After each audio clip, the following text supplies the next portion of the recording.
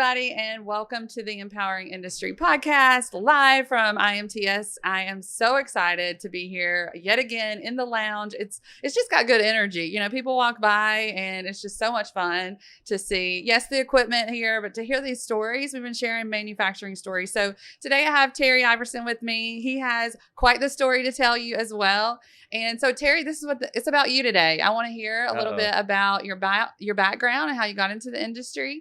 And so I'm going to toss it to you now. Just introduce yourself. Okay. My name's Terry Iverson. This is my 42nd year in the industry. It's probably somewhere around my 20th show. And got into the industry through my family. My family in about 3 years will celebrate 100 years in manufacturing. Awesome. Congratulations. Wow. Thank you. My father asked me into the industry in 1980. And actually, my father just passed about a year ago. So we actually have a scholarship, a memorial scholarship in his name. That's beautiful. And I know that he would be proud. And you know, he is. I love that, thinking of that. Now he gets to kind of see you in action. And so he's with us today. And I know that you're going to continue that legacy. Is what it sounds like. So wonderful. Okay. So tell us a little bit about what you do in manufacturing, though. Like what, you were a family business, so you had to do a lot of different things, I'm sure. But what was your task there? Well, when I first started with my dad, first I started with my uncle. Both my uncles had machine shops. One was in Wisconsin and one was in Illinois. So I started with my uncle early in as a young man, newly married as a couple, newly married couple. And then my dad asked me into machine tool distribution. So our distributorship initially as a manufacturer's rep started in 1931. So he invited me into the company to sell machine tools. So we sold very accurate lathes primarily and work holding.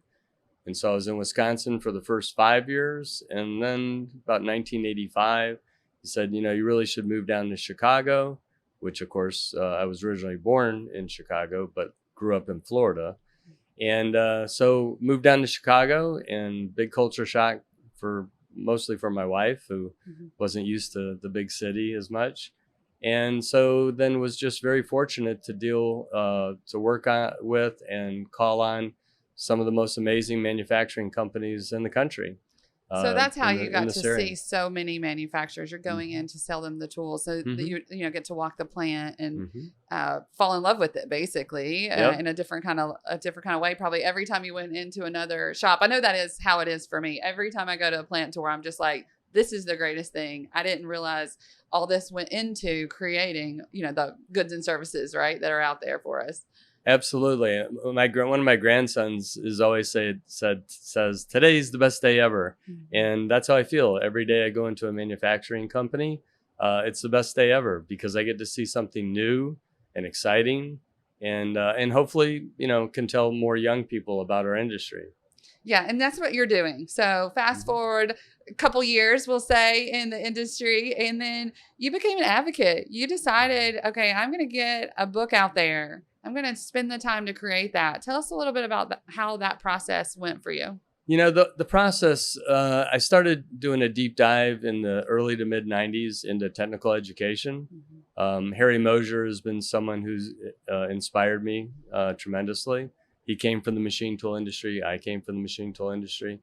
So he asked me to speak at local high schools initially. So over the course of time, that gravitated to calling on more high schools, community colleges, technical colleges, selling equipment to them, speaking to young people. I got on dozens of advisory boards at both levels. I got involved nationally with Brian Albrecht out in Washington, D.C., and Marilyn Barger down in Florida. And so consequently, I was actually on a flight to Taiwan. I've only been to Taiwan once. And my daughter at the time worked with us. And so I just started writing. And, I thought, if I leave this earth at some point, which I will obviously, hopefully a long time from now, it'd be a shame to leave all these connections and all these ideas and concepts and knowledge, in my head. Right. And so I started putting them down. And in 2018 at IMTS, I introduced Finding America's Greatest Champion.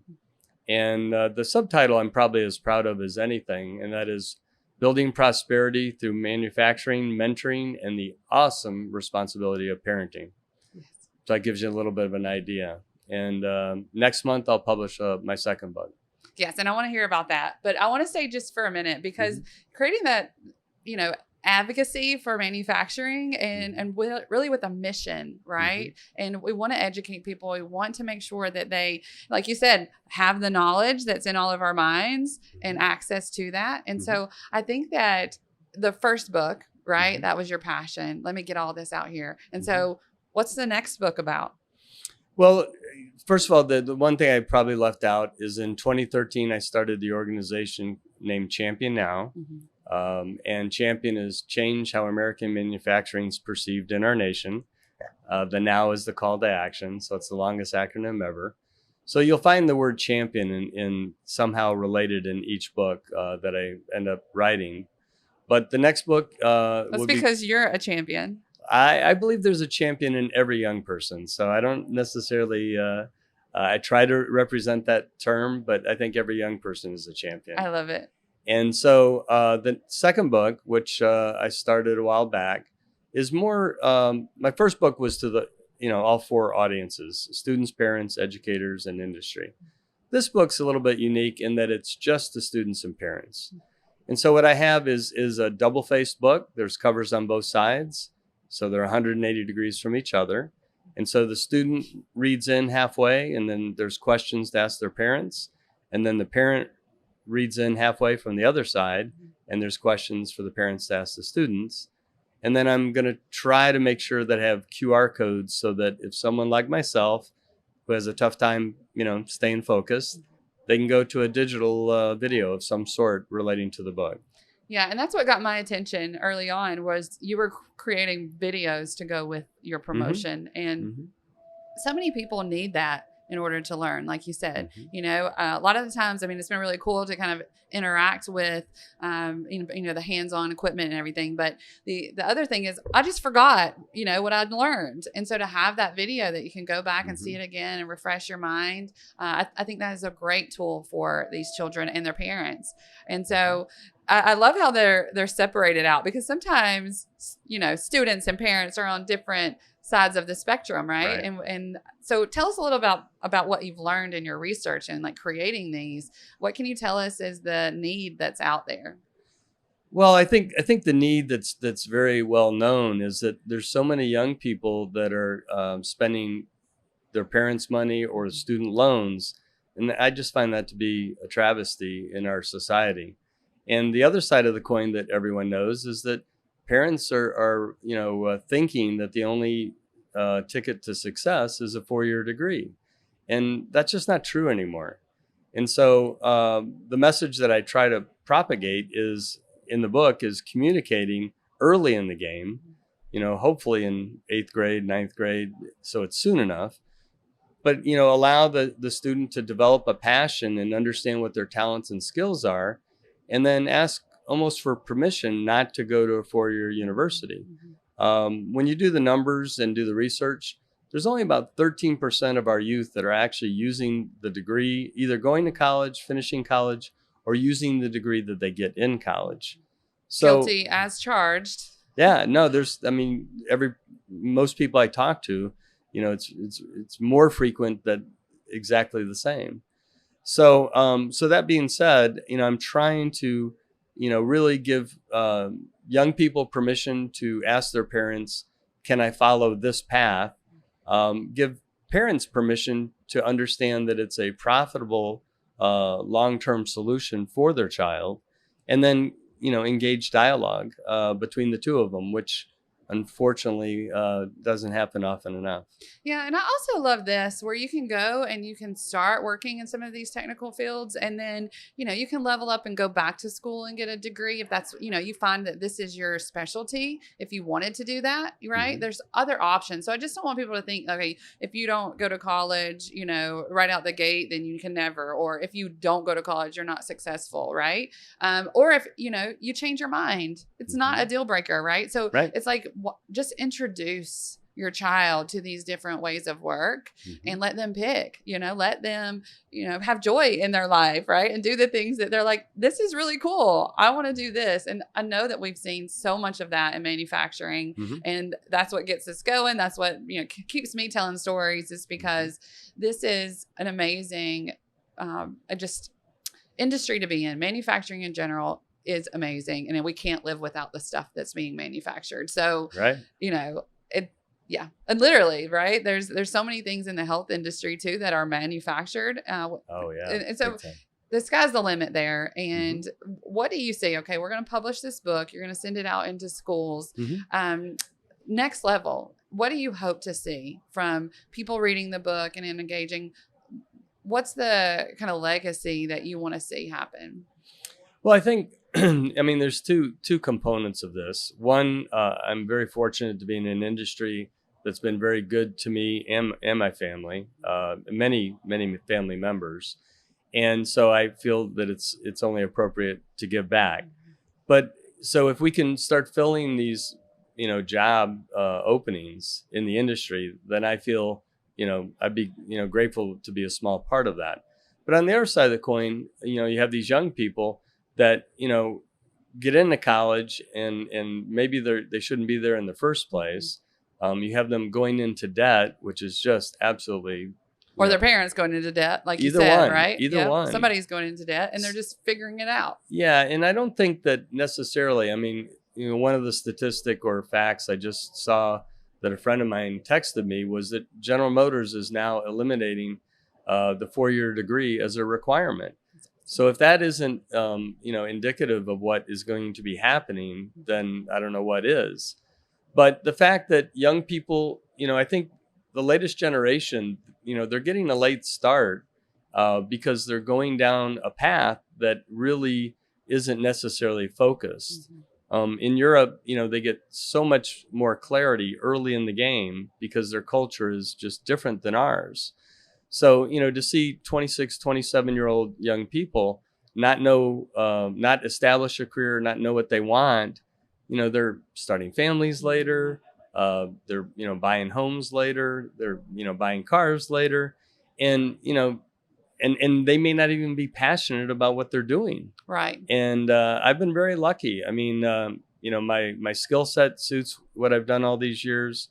My interpersonal communication needs, not necessarily talents maybe, but needs, matches what I've done all these years.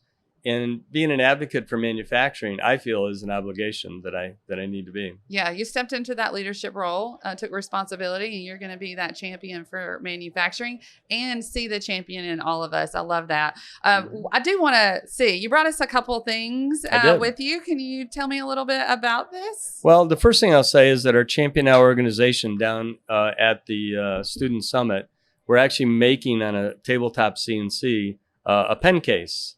And pens. That is cool. So we're so y'all made those pens. We did. We made the case out of wood, of course, on the CNC mill, which we have tabletop CNC mills that we brand that are made for us. And then we, the people at Schmidt, laser engravers, consigned a laser engraver for us. So we engraved the name tag. And then we have a CNC lathe, tabletop lathe, that makes the two segments out of wood for the pens. So that's what we've been doing down at Student Summit. And George, who works for me, George McCorley, and my wife, Kathy, have been handing these out and making those for the whole show. How cool. Hopefully they can see it. I don't really know which camera to point this at. So let's just point it around. I don't know. Okay, so that's awesome. We can go and check that out at your booth. Yes. There's a booth here. Yes. Okay, what else you got? Okay, so the other thing is Dennis Spaeth is the owner of Cutting Tool Engineering Magazine. And during COVID, we had talked about, trying to do something together since everyone was shut in, basically. So we started producing videos about manufacturing, pretty basic, but yet in some cases pretty involved. And so at the end of the day, so to speak, we had about 4.5 hours of videos. So we call that CNC Rocks. That's a term that I trademarked, actually. And here on the front cover, Dennis agreed to show our tabletop CNCs and 2 of our 7 grandchildren. And so, how proud. I mean, that's on the coffee table for sure. Yeah, no, I mean, I'm very proud. I had banners made, and one's in Cutting Tool Engineering Magazine's booth, one's in our booth. And this is my daughter Lindsay's children and her husband, Jason. And so basically, in my 42 years, I have never seen two young people on the front cover of a metal cutting magazine. And so kudos to Dennis for taking the leadership role. I absolutely love that. But you can find this on their website, and we reprinted it. But this shows us doing the videos together, and the videos are just intended basically to augment curriculum, so that when an instructor, it's a subscription model. It's like $500 a year, and right now it's at 4.5 hours in total, 22 videos, so they're real short. People like me can focus on them. And so we're excited about that. And we think that there's a need for it. And Dennis has done all the videotape and all the editing. So the man's awesome. So, I mean, I owe a lot to him. Well, y'all are all awesome. I am tearing up in here a little bit because you're right. When we have that leadership position and we can use that to really advocate for the industry and for young people. And, I always used my family too early on. I'd take pictures of them and send them out to my clients and stuff. But this is next level. This is being able to do that. And so it's a family affair. That it's been great for your family, being able to tell that story. Where can people find you if they want to engage with you? I mean, yes, at IMTS at the show, but how do they get in touch with you? Well, there's a number of different ways. I mean, our Iverson and Company website is iversonandco.com. And my email address is first initial last name, tiverson@iversonandco.com. But more importantly, I think people will go to championnow.org.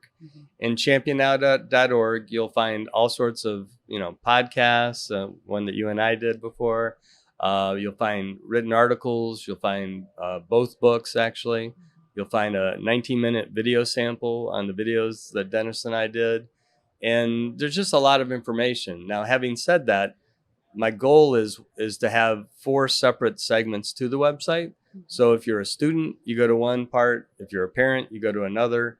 If you're an industry member, you go to another part of the site. And if you're an educator, you go to another part of the site. But that's for days and months ahead. Well, you have shown us what manufacturers can do, what industry can do, and, we're created these resources. Everyone can join in and do this for their individual company, but you've created it. You've become that champion. And so I can't wait to share this. It's, live streaming now, but to be able to share this and go, just celebrate our manufacturing and be a champion of all the great work that's happening today and that will happen in the future.